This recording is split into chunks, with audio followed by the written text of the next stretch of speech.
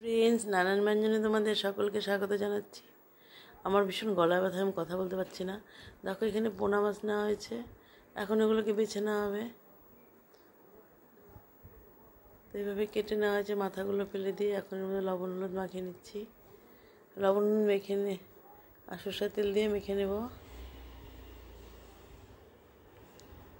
আর এখানে নিয়েছি ঝিঙা, পেঁয়াজ আর কাঁচা লঙ্কা। আর এখানে পেঁয়াজের পেস্ট না হলো নিয়ে এখন এর মধ্যে একটু টমেটোর পেস্ট দিয়ে দিলাম। আর এখানে লঙ্কার গুঁড়ো, জিরে আর হলুদ আর লবণ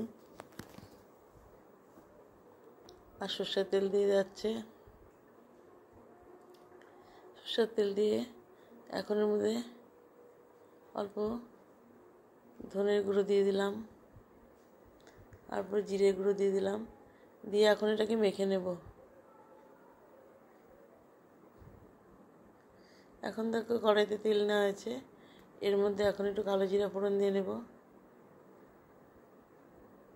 এখন এর মধ্যে ঝিঙা পেঁয়াজ দিয়ে যে মাখা হয়েছে সেই মশলাটা দিয়ে দেব।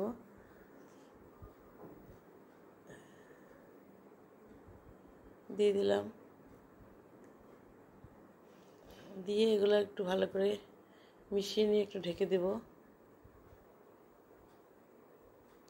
একটু নাড়িয়ে নিলাম, এখন এটাকে একটু ঢেকে দেব।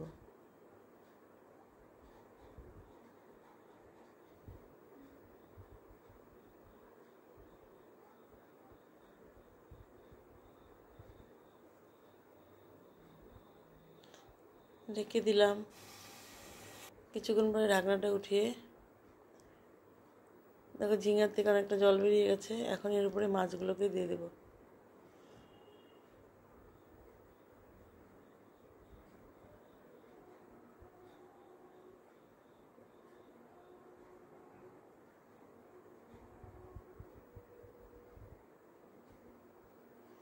এখন এর মধ্যে মাছগুলো দিয়ে দিলাম। তো মাছগুলো দিয়ে এখন আবার ঢেকে দিলাম। অনেকটা তেল বেরিয়ে গেছে দেখো। এখন এইভাবে একটু নাড়াচাড়া করে এর মধ্যে একটু ধনেপাতা দিয়ে নামিয়ে নেব।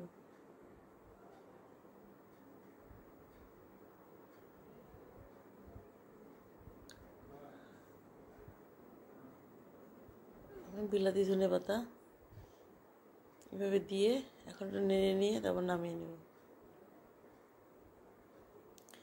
এভাবে আমার রান্নাটা হয়ে গেল। বন্ধুরা, আমার শরীরটা ভালো না, তাই কথা বলতে পারছি না। তো তোমরা সবাই ভালো থেকো এবং সুস্থ থেকো, আর আমার পাশে থেকো।